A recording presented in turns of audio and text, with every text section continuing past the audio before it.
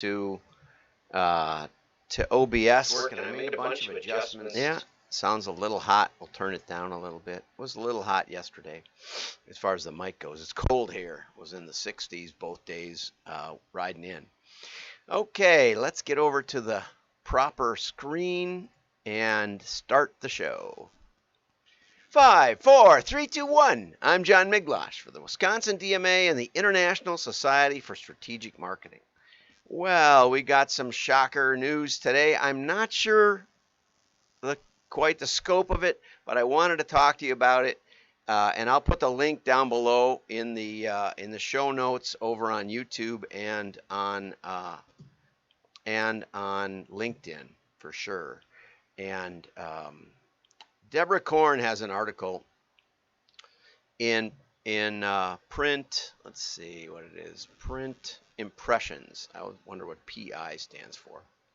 And Deborah, that very bold headline: breaking significant direct mail data and privacy laws coming to your print shop.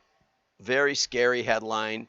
And there's a podcast that I haven't listened to yet, because I just saw this morning, by Pat McGrew, who shares news about new privacy laws being passed in the U.S. that will require opt-ins from consumers to receive direct marketing from your print shop. That may not sound like much to you, but transactional, healthcare, and legal documents aside, if you send anything in the mail from a client-supplied or client-bought list, you may be breaking the law unless your print business has permission from each recipient. Think about that. And oftentimes you can't mail to them to get their permission.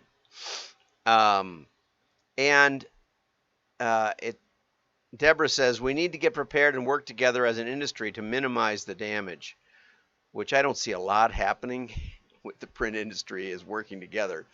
But if you send anything through the mail for clients, listen to this short podcast. So as I said, I'll put the link below. One of the things not to do is to panic. One of my friends in the list business in the UK, I spoke out about GDPR in about 2016 or 2015, way before anybody in the industry spoke out about GDPR over in England.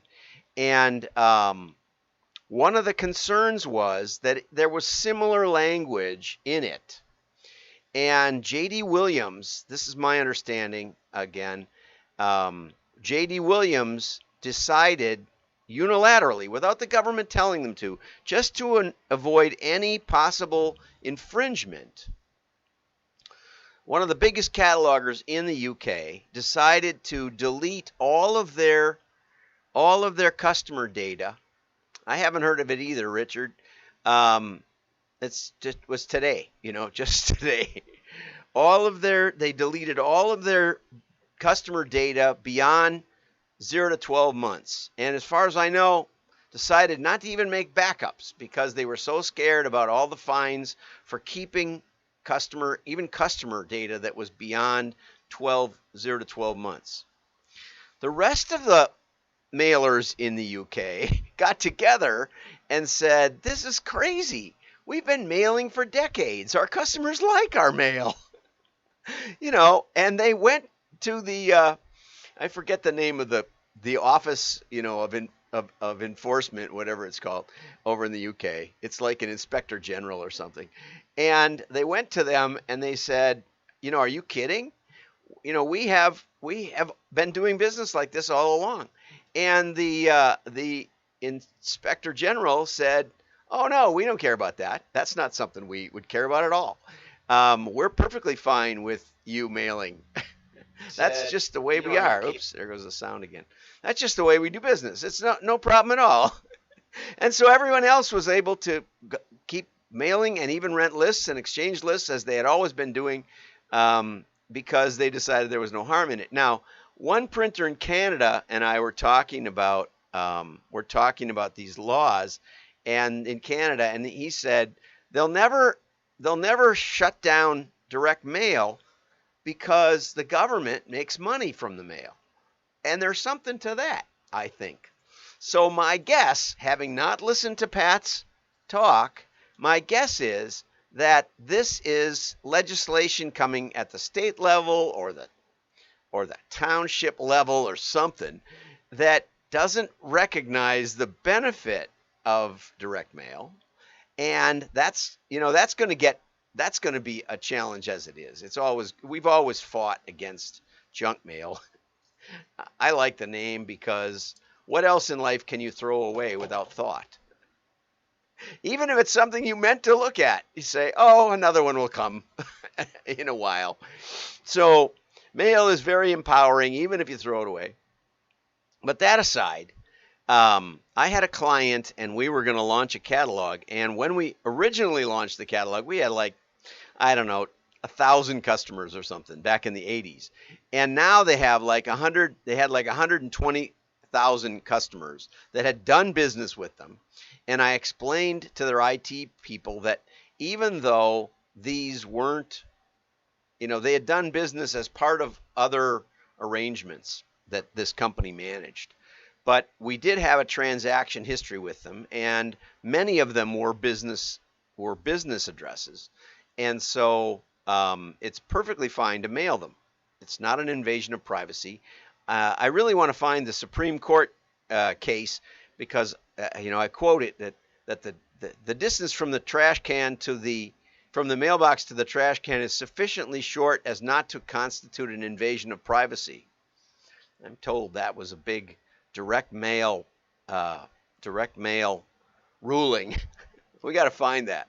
But she felt so strongly that we had no right to invade their privacy that she quit. She actually quit the job.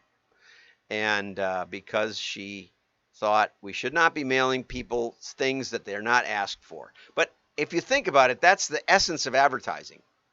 The essence of advertising and business free speech is telling you about something you never heard of. And so if we can't tell people about products and services that are new, then capitalism can't function. Then we just need the government to tell us you can only buy this kind of car, you can only buy this kind of refrigerator. And as we know from ample historical evidence, I actually watched like an hour history of the Yugo, the vehicle made in Yugoslavia. And no one really ever liked it much, even in Yugoslavia. They sold a few. But I was driving one across town. We were pitching the dealership, and I adjusted the rear view mirror, and it came off in my hand. And I said, maybe we don't want this account. And it sordid history. But Top Gear, the guys in UK have a show.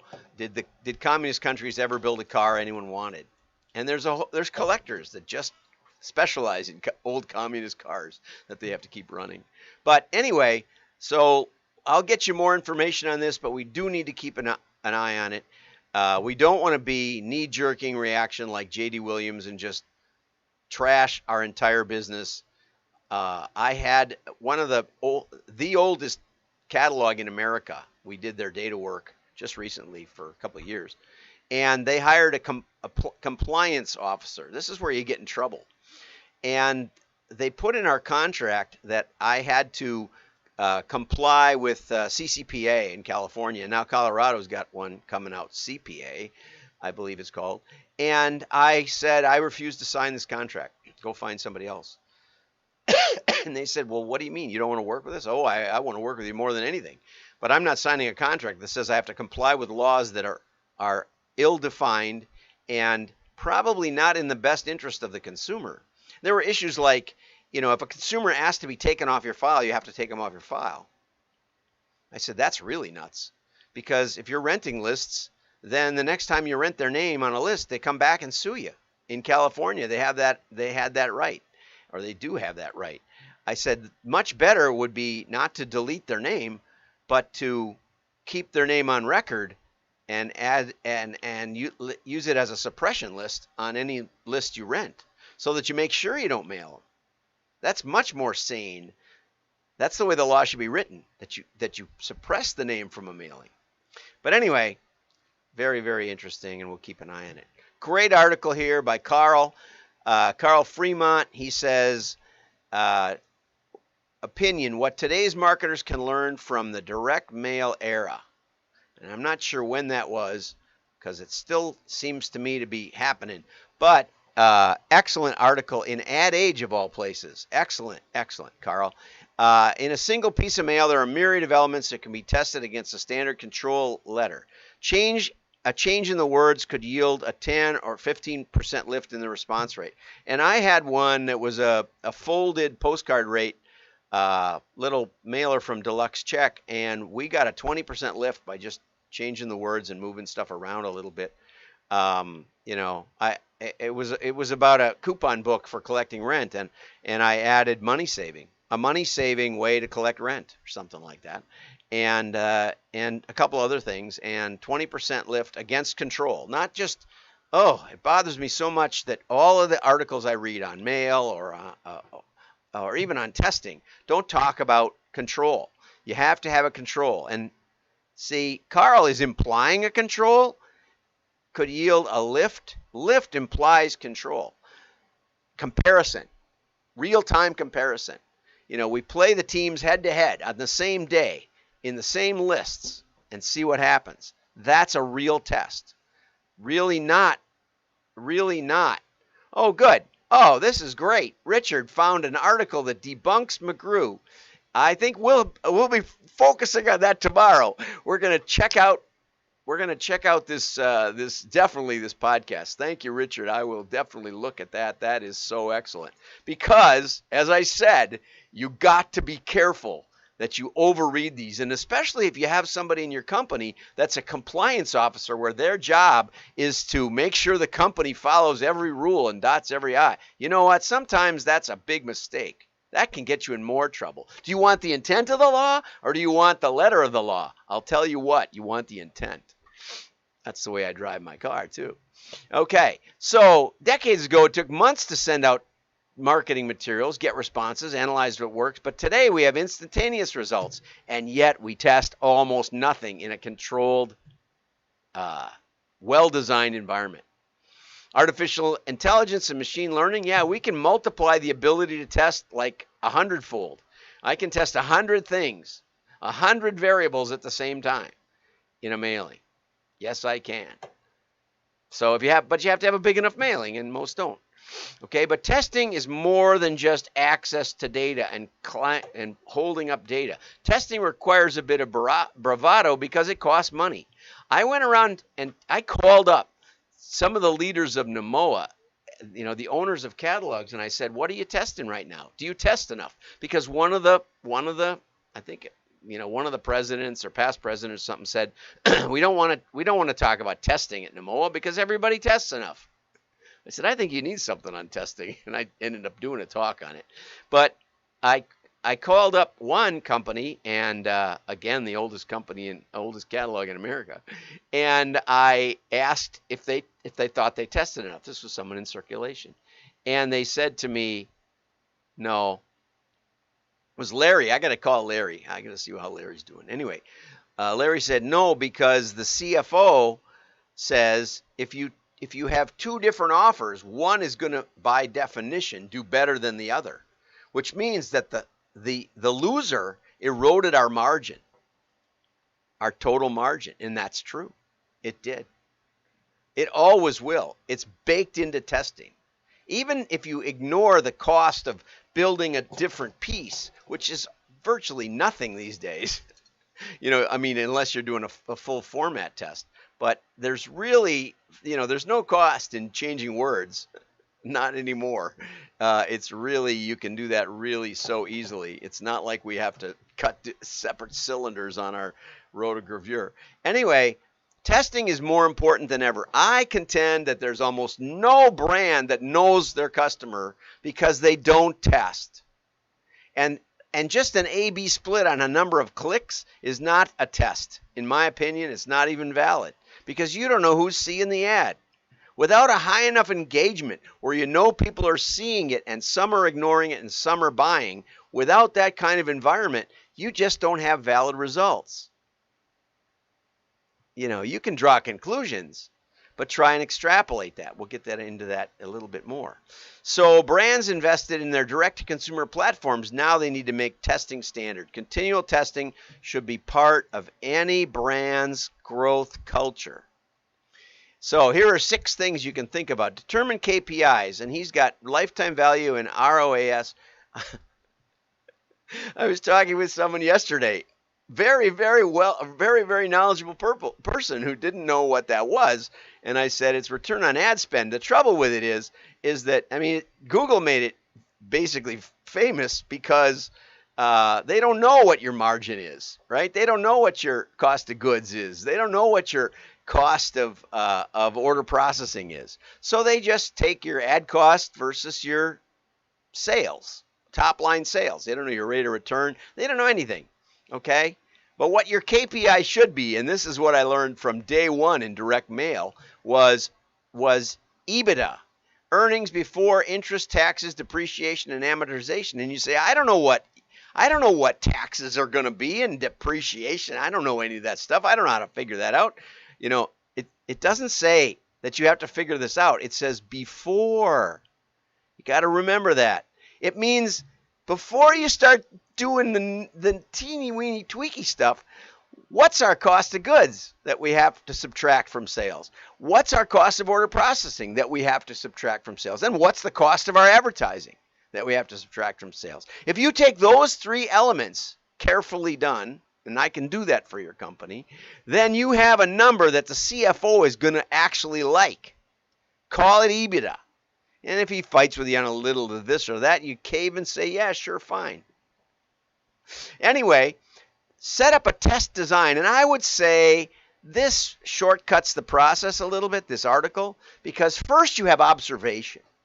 First you say, what do we see in our piece that our customers aren't getting?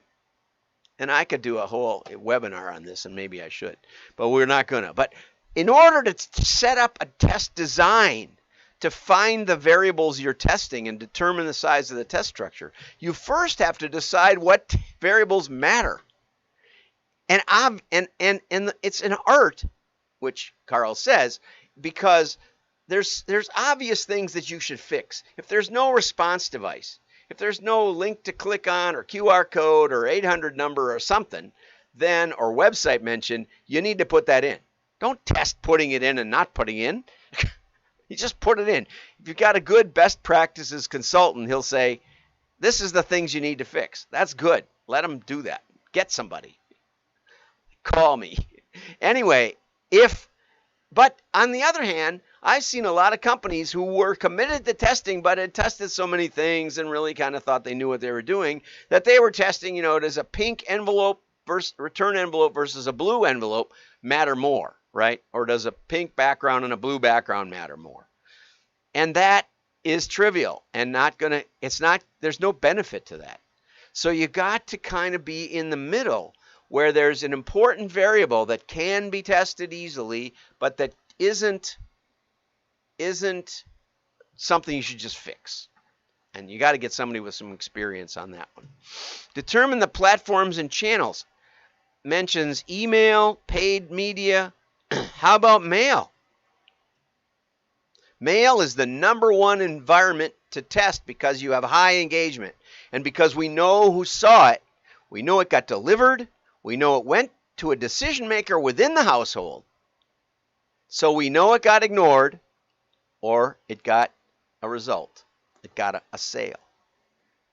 That's the best test environment we've got. It's a labeled data set. Baked into the labeled data is a labeled data set for machine learning and AI. And the reason that 87% of AI projects fail, especially in marketing, is they don't have a labeled data set, and it's not trivial, and it's not easy to build in digital or in mass media because you don't know who saw it. And you don't know who saw it but paid no attention, because the engagement level is so low, and because in all digital and mass media, it goes away.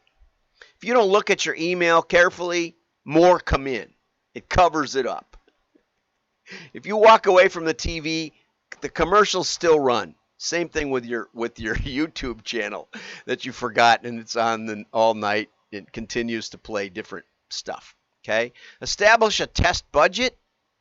I'm not sure what that is, and you have to be careful if you have a small panel of test, that you don't take the cost of that piece as dramatically different when if you had the full run length, it would be the same as your control. I also say don't necessarily just test small. If you really believe a test is going to win, give it the majority of the mailing and keep a small control. That's something that took me years to learn. Okay, but here's an important one here. Oh, ensure that a database such as a DMP, that's a data management platform. I had to look that up. You know, we used to be able to count the returns we got.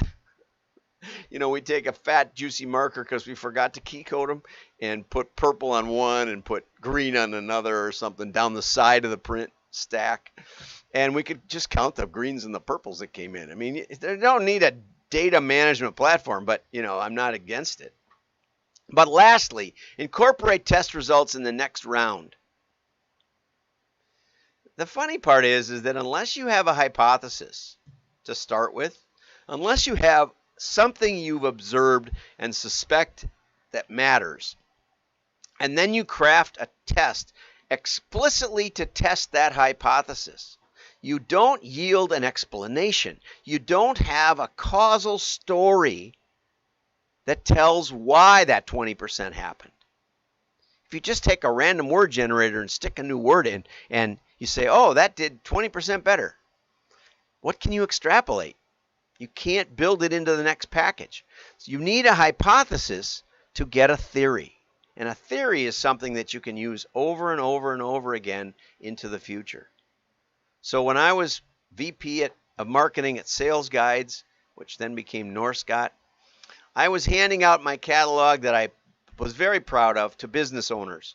It was imprinted merchandise, but we had really big name clients like Ford and 3M and Pontiac and a bunch of them, and Caterpillar, and so we put their imprints on the items because we wanted to elevate the industry. We wanted to say big companies work with us. And I would hand it to my friends and they'd say, why would I want to buy a Miller hat or a Caterpillar hat? I said, no, this is for your company name on there. Oh, yeah, we buy some of that. Okay, here, thanks. After that happened about a dozen times, I had an observation that people weren't getting what we were doing. Okay, that was my observation. And so my hypothesis was if we put your name here on some of these items, we might get a better result. And if you write to me, I'll send you a picture of that cover test because I've put it up on the screen at a couple of hundred people at a DMA show, and only about 50% of the audience even got what we were testing. We did it so carefully so that the covers looked exactly the same, except some had brands on it and some had your name here in some typeface or something else. 600,000 pieces. We didn't want to shortcut this. 600,000 pieces, 300,000 in each panel. We got a 40% lift. And because we'd carefully crafted it, we never looked back. And it ignited our brand. It ignited our catalog. And it grew to 10 million bucks in sales from nothing in just a matter of a couple of years. But that one test was crucial. And there was a hypothesis, and there was an experiment, and then there was a theory that we could extrapolate. Testing is an art. You really want to do it. First principle of direct marketing, you always test something. Thank you, Carl. I really appreciated your article. I know you have a word count, and I don't. Have a great day. Like and share. Tomorrow afternoon, get over to WDMA.org and register for our meetup. It's a lot of fun. We have some really great people signed up already. Really great. Some big printers, some small printers, some ad people. It's always fun. You're not required to be a member of WDMA, but go over there and register, and if you want, subscribe or join, support this effort. We really need your support.